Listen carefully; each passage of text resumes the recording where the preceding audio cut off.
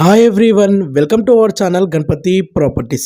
మీ ముంగటికైతే మేడ్చల్లో మంచి డెవలప్డ్ ఏరియాలో మంచి రోడ్ బిడ్డికి 1 acre 20 గుంటస్ అగ్రికల్చర్ ల్యాండ్ సేల్కి అయితే తీసుకురావడం అనేది జరిగింది. మేడ్చల్ బస్ డిపో నుండి ఓన్లీ 8 కిలోమీటర్ డిస్టెన్స్లో ఈ ప్రాపర్టీ ఉంటుంది.